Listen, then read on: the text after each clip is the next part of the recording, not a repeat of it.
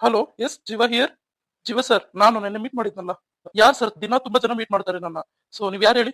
ನಾವು sir Radha construction ಅವರು. ಅರೆ ನಿಮ್ಗೆ ಅಪ್ರೂವ್ ಮಾಡಕ್ ಆಗಲ್ಲ ರೀ, ನೆನ್ನೆ ಹೇಳದ್ನಲ್ಲ.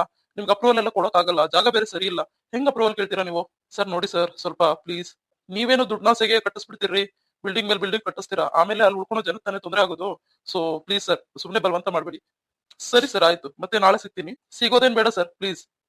ಸಿದ್ಧಾರ್ಥ್ ಬೇರೆ ಫೋನ್ ಮಾಡ್ಬೇಕಾಗಿತ್ತು. ನಿಸರ್ಗ ಸಿಸ್ಟರ್ ಹೆಂಗಿದಾರೋ ಏನೋ, ಡಿಸ್ಚಾರ್ಜ್ ಆಯ್ತು ಇಲ್ವೋ ಕೇಳ್ಬೇಕಾಗಿತ್ತು. ಟೈಮೇ ಆಗ್ತಾ ಇಲ್ಲ, ಈ ವರ್ಕ್ ಲೋಡ್ ಬೇರೆ ಜಾಸ್ತಿ ಆಗ್ಬಿಟ್ಟಿದೆ.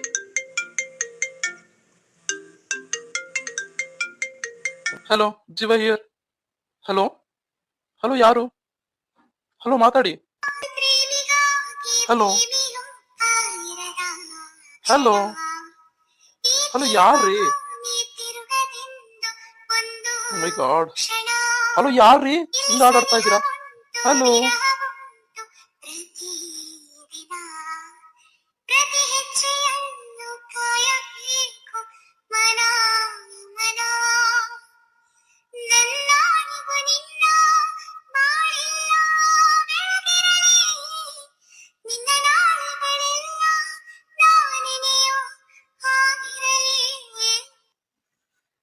ಎಲ್ಲ ಫೋನ್ ಮಾಡ್ಬಿಟ್ಟು ಮಾತಾಡೋದು ಬಿಟ್ಟು ಯಾರಿದು ಹಾಡಾಡ್ತಾರೆ? ಚೆಕ್ ಚೆಕ್ ಮಾಡ್ತೀನಿ ಫೋನ್ ನಂಬರ್ ಯಾರ್ದು ಅಂತ. ಏನಿದು ನಂಬರ್ ಕಾಣಿಸ್ತಾ ಇಲ್ಲ? ಪ್ರೈವೇಟ್ ನಂಬರಾ? ಓ ಮೈ ಗಾಡ್, ಯಾರು ಇರ್ಬೋದು ಇದು? ರೀಡೇಲ್ ಕೂಡ ಆಗೋದಿಲ್ಲ. ಓಕೆ, ಯಾವ್ದೋ ಬೈ ಮಿಸ್ ಆಗಿ ಬಂದಿರ್ಬೇಕು. ಯಾರೋ ಬೈ ಮಿಸ್ಟೇಕ್ ಆಗಿ ಫೋನ್ ಮಾಡಿರ್ಬೋದು. ಆದ್ರೂ ಸ್ವೀಟ್ ವಾಯ್ಸ್ ಕೇಳ್ತಾ ಇದ್ರೆ ಹೆಂಗೆ ಕೇಳ್ತಾನೆ ಇರೋಣ ಅನಿಸ್ತಾ ಇತ್ತು.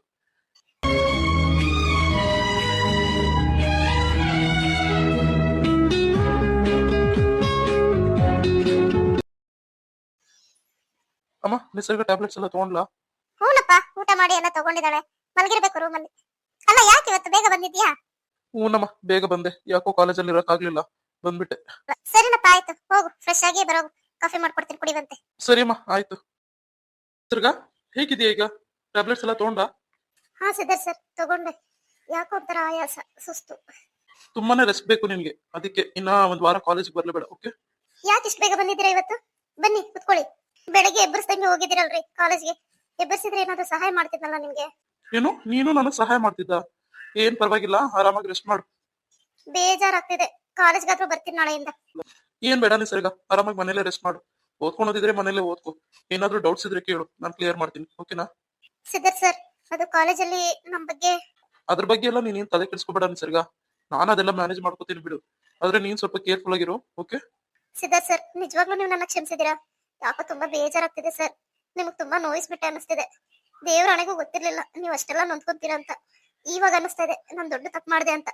ಎಲ್ಲದಕ್ಕೂ ಪೇಷನ್ಸ್ ಇರ್ಬೇಕು ನಿಸರ್ಗ. ನೋಡು ಎಷ್ಟು ಬೇಗ ದುಡುಕಿದ್ಯಾ ನೀನು ಅಂತ. ನಾನು ಊಹಿಸಿರ್ಲಿಲ್ಲ ನೀನ್ ಈ ಕೆಲಸ ಮಾಡ್ತೀಯ ಅಂತ. ನಿಜವಾಗ್ಲೂ ನಿನ್ ಬಗ್ಗೆ ತುಂಬಾನೇ ನಂಬಿಕೆ ಇತ್ತು ಕಣೆ ನಮ್ಗೆ. ಆದ್ರೆ ನೀನ್ ನೋಡಿದ್ರೆ ಈ ತರ ಹೇಳಿ ಕೆಲಸ ಮಾಡಿದ್ಯಾ. ಏನಾದ್ರೂ ಹೆಚ್ಚು ಕಡಿಮೆ ಆಗಿದ್ರೆ ಏನ್ ಗತಿ? ನೀವು ಹೇಳೋದ್ರಲ್ಲಿ ಅರ್ಥ ಇದೆ ಸಿದ್ಧಾರ್ಥ್ ಸರ್. ಆದ್ರೆ ಏನ್ ಮಾಡ್ಲಿ, ನನ್ನ ಪರಿಸ್ಥಿತಿ ಹಂಗೆ ಇತ್ತು. ನಾನು ಎಷ್ಟೇ ನಿಮ್ಮನ್ನ ಕಾಡಿ ಬೇಡಿದ್ರು ನೀವು ಮನಸ್ಸು ಬದಲಾಯಿಸ್ತಾ ಇರ್ಲಿಲ್ಲ. ನನಗೆ ಗೊತ್ತು, ನಿಮ್ ಮನ್ಸಲ್ಲಿ ಬೇರೆನೇ ಇತ್ತು. ಹಾಗಾಗಿ ನನ್ನ ದೂರ ಮಾಡ್ಕೊಂಡ್ಬಿಡ್ತೀರಾ ಅನ್ನೋ ದೃಢ ನಿರ್ಧಾರಕ್ಕೆ ನಾನು ಬಂದ್ಬಿಟ್ಟೆ. ನೀವಾಗ ನೀವೇ ದೂರ ಮಾಡ್ಕೊಳ್ಳೋ ಬದಲು ನಾನೇ ಇಲ್ಲದೆ ಹೋದ್ರೆ ಎಲ್ಲ ಸರೋಗುತ್ತಲ್ವಾ? ಜೀವ ಕಳ್ಕೊಂಡು ಏನ್ ಸಾಧಿಸ್ತಾ ಇದ್ದೆ? ನಿಜ ಹೇಳ, ಈ ಲೋಕದಲ್ಲಿ ಬದುಕಿರೋವರ್ಗುನೆ ಆ ಜೀವಕ್ಕೆ ಬೆಲೆ. ಸತ್ತೋದೆ ಅನ್ಕೋ, 4 ದಿವಸ ಅಳ್ತಾರೆ, 8ನೇ ದಿವ್ಸಕ್ಕೆ ಮರ್ತೋಗಿರ್ತಾರೆ. 11ನೇ ದಿವ್ಸಕ್ಕೆ ತರ್ಪಣ ಬಿಡ್ತಿದ್ರು, ಓಂ ನಮ ಶಿವ ಅಂತ ಕೈ ತೊಳ್ಕೊತಾ ಇದ್ರು ಅಷ್ಟೇ. ನಾವ್ ಬದುಕಿರೋವರ್ಗುನೆ ಇಲ್ಲಿ ನಮಗ್ ಬೆಲೆ. ನಾವ್ ಸಾಧಿಸ್ಬೇಕಾಗಿರೋದು ತುಂಬಾ ಇದೆ ನಿಸರ್ಗ. ಅದು ಬಿಟ್ಟು ಈ ತರ ಹೇಳಿತರ ಚಚ್ಚೆ. ನಿನ್ನ ಮೇಲೆ ತುಂಬಾನೇ ಭರವಸೆ ಇತ್ತು, ನನ್ ಭರವಸೆ ಸುಳ್ಳು ಮಾಡ್ಬಿಟ್ಟೆ ನೀನು. ಸರಿ ಬಿಡು, ಆಯ್ತು. ಯಾಕೆ ನಿನಗೆ ಸುಮ್ನೆ ಬೇಜಾರ್ ಮಾಡ್ಲಿ ನಾನು? ನಾನು ಕೂಡ ನಿನ್ನ ತುಂಬಾನೇ ಮಿಸ್ ಮಾಡ್ಕೊಂಡೆ ಕಣೆ. ನಿಜ ಹೇಳ, ಆವತ್ತೇ ನಾನು ನಿಮ್ ಮನೆಗ್ ಬರ್ತಿದ್ದೆ. ಅವತ್ತೇ ಬಂದು ನಿಮ್ಗೆ ನಾನು ಪ್ರಪೋಸ್ ಮಾಡ್ತಿದ್ನೇನೋ ಅಂತ ನನಗೂ ಅನಿಸ್ತಾ ಇದೆ. ಅವತ್ ನೈಟ್ ನನ್ನ ಜೀವ ಹತ್ರ ಮಾತಾಡಿದಾದ್ಮೇಲೆ ಮಾರನೇ ದಿವಸ ನಾನು ಖಂಡಿತವಾಗ್ಲೂ ಕಾಲೇಜ್ ಮುಗಿಸ್ಕೊಂಡು ಸೀದಾ ನಿಮ್ ಮನೆಗೆ ಬರ್ತಿದ್ದೆ. ನೀನು ನಾನು ಒಟ್ಟಿಗೆ ಹೋಗೋಣ ಮನೆಗೆ ಅಂತ ಪ್ಲಾನ್ ಮಾಡಿದ್ದೆ. ಸೊ ಎಲ್ಲ ಉಲ್ಟಾ ಮಾಡಿದೆ ನೀನು. ನಿಸರ್ಗ, ಯಾಕೆ ಇಷ್ಟು ಬೇಜಾರಾಗ್ತೀಯಾ?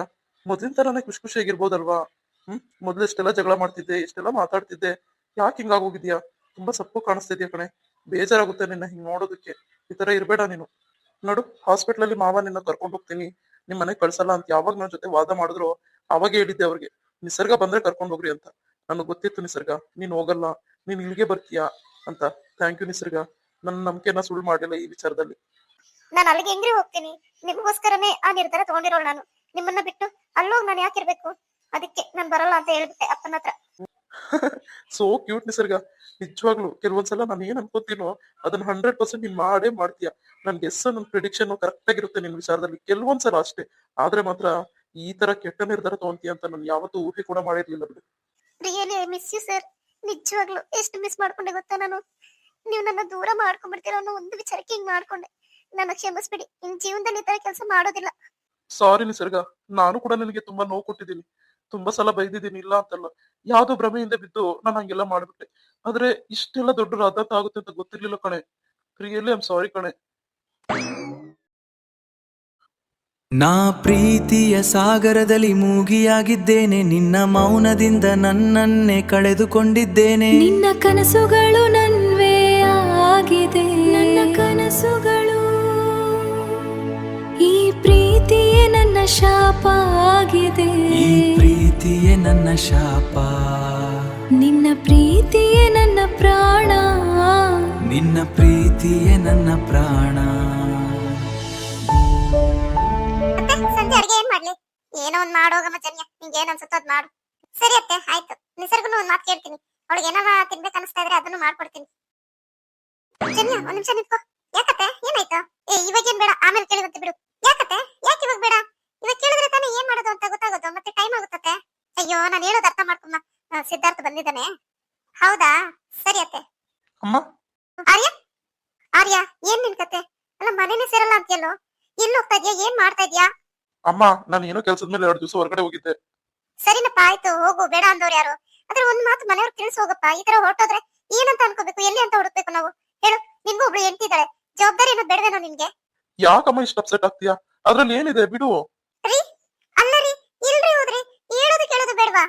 ಜನ್ಯ, ನಿಂಗೆ ಹೇಳೋಣ ಅಂತಾನೆ ಇದ್ದೆ. ಸ್ವಲ್ಪ ಎಮರ್ಜೆನ್ಸಿ, ಅದಕ್ಕೆ ಹೇಳ್ದೆ ಹೊರಟೋಗ್ಬಿಟ್ಟೆ. ಆರ್ಯ, ಏನ್ ಹೇಳ್ತಾ ಇದೀಯ ನೀನು? ಆಯ್ತು, ಹೇಳ್ದೆ ಹೋದೆ ಅಂತಾನೆ ಅನ್ಕೋ.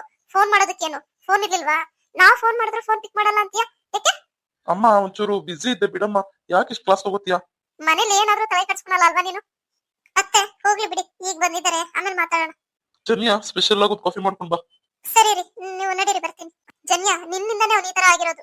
ಅಲ್ಲ, ಏನ್ ಕೇರ್ಲೆಸ್ ಆಗಿ ಮಾತಾಡ್ತಾನೆ ನೋಡ್ದ? ಈ ತರ ಇರಲಿಲ್ಲ ನನ್ನ ಆರ್ಯ. ಎಷ್ಟು ಬದಲಾಗಿದ್ದಾನೆ. ಅತ್ತೆ, ನನ್ ಮದ್ವೆ ಆದಾಗಿಂದ ಅವ್ರು ಇರೋದೇ ಹೀಗೆ. ನಾನು ಅವ್ರನ್ನ ನೋಡಿದ್ದೆ ಹೀಗೆ. ಹಾಗಾಗಿ ನನ್ಗೇನ್ ಬದಲಾವಣೆ ಕಾಣಿಸ್ತಾ ಇಲ್ಲ. ಏನ್ ಜನ್ಯ, ಗಂಡನ್ನ ಹಿಂದೆ ಹಾಕೊಂಡ್ ಬರ್ತಾ ಇದ್ಯಾ? ಅಯ್ಯೋ ಅತ್ತೆ, ನೀವು ತಪ್ಪು ತಿಳ್ಕೊತಾ ಇದೀರಾ. ಹಿಂದೆ ಹಾಕೊಂಡ್ ಬರೋದೇನಿದೆ? 2 ದಿವಸದಿಂದ ಮನೇಲಿಲ್ಲ. ಏನಂತ ವಿಚಾರಿಸೋಣ, ಆಮೇಲೆ ಕೇಳಿದ್ರೆ ಆಯ್ತಲ್ವಾ? ಈಗ ತಾನೇ ಬಂದಿದ್ದಾರೆ ಮನೆಗೆ. ಸರಿ ಬಿಡಮ್ಮ, ಆಯ್ತು. ಆದ್ರೂ ಜನ್ಯ, ನೀನು ಸ್ವಲ್ಪ ಹಿಡಿತದಲ್ಲಿ ಇಟ್ಕೋಬೇಕಮ್ಮ. ಈ ತರ ಆದ್ರೆ ಹೆಂಗ್ ಹೇಳು? ಹಿಡಿತದಲ್ಲ. ಸರಿ ಬಿಡಿ ಅತ್ತೆ. ಜನ್ಯ, ಯಾಕೆ ನಗ್ತಾ ಇದ್ಯಾ? ಏನಾದ್ರೂ ಸಮಸ್ಯೆನಾ? ಆರಾಮಾಗಿ ಇನ್ನೊಂದ್ 3 ದಿವಸ ರೆಸ್ಟ್ ಮಾಡಿದ್ರೆ ಸರ್ ಹೋಗ್ತಾಳೆ. ಎಕ್ಸಾಮ್ಗೆ ಹೆಂಗೂ ಮನೇಲೆ ಪ್ರಿಪೇರ್ ಮಾಡ್ಸಿದ್ರೆ ಆಯ್ತು. ಏನಾದ್ರೂ ಡೌಟ್ಸ್ ಇದ್ರೆ ನಾನೇ ಕ್ಲಿಯರ್ ಮಾಡ್ತೀನಿ. ಇನ್ನೇನ್ ಮಾಡೋದು? ಕಾಲೇಜ್ಗೆ ಬರೋದಕ್ಕೂ ಆಗಲ್ಲ. ಇಷ್ಟು ದಿವಸ ಕಾಲೇಜ್ ಹೋಗಿ ವೇಸ್ಟ್ ಆಗುತ್ತೆ ಎಕ್ಸಾಮ್ ಬರ್ದಿಲ್ಲ ಅಂದ್ರೆ. ಪ್ರತಿ ಸಲ ಯಾಕೆ ಈ ತರ ಕೆಲಸ ಮಾಡ್ಕೊಂಡ್ಬಿಟ್ಟೆ ಅಂತ ಕೇಳಲ್ಲ ಬಿಡು ನಿಸರ್ಗ. ನಿಂಗೂ ತುಂಬಾ ಬೇಜಾರಾಗುತ್ತೆ. ಆದ್ರೆ ಏನ್ ಮಾಡ್ಲಿ ಹೇಳು? ನನ್ ಬಾಧೆನೂ ಅರ್ಥ ಮಾಡ್ಕೋಬೇಕಲ್ವಾ ನೀನು? 2 ದಿವಸ ಒದ್ದಾಡ್ಬಿಟ್ಟೆ ಕಣೆ ರಾಕ್ಷಸಿ. ಎಷ್ಟು ಒದ್ದಾಡಿದೀನಿ ಗೊತ್ತಾ? ಸತ್ತು ಬದುಕಿದೀನಿ ನಾನು. ಅಯ್ಯೋ ದೇವ್ರೆ, ನೆನೆಸ್ಕೊಂಡ್ರೆ ಈಗ್ಲೂ ಬೆವರು ಬರುತ್ತೆ ಮೈಯಲ್ಲಿ. ಕಡೆಗೂ ಹೆಂಗೋ ಪಡ್ಕೊಂಡಲ್ಲ ನಿನ್ನ, ಅದೇ ಖುಷಿ. ಐ ಲವ್ ಯು ನಿಸರ್ಗ. ಇನ್ನೊಂದ್ಸಲ ಈ ಕೆಲಸ ಮಾಡ್ಬೇಡ. ಇನ್ಯಾವತ್ತೂ ನಿನ್ ಮುಂದೆ ಯಾಕೆ ಹಿಂಗ್ ಮಾಡ್ದೆ, ಯಾಕೆ ಹಂಗ್ ಮಾಡ್ದೆ ಅಂತ ಕೇಳಲ್ಲ ಕಣೆ. ನನ್ ಮಾತು ಕೇಳು ನೀನು. ಒಂದೊಂದ್ಸಲ ಅಂತೂ ಜಾಸ್ತಿ ಹಠ ಮಾಡ್ತೀಯ.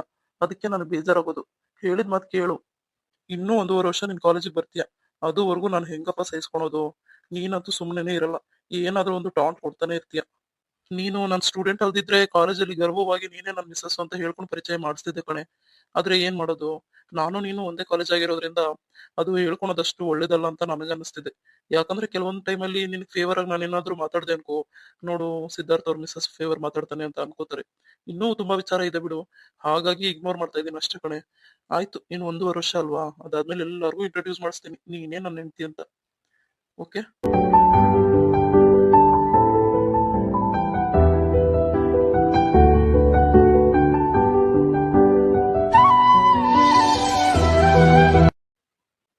ಸರಿ ಆಯ್ತು, ರೆಸ್ಟ್ ಮಾಡ್ಲಿ. ನಾನು ಹೋಗಿ ಫ್ರೆಶ್ ಅಪ್ ಆಗಿ ಬರ್ತೀನಿ.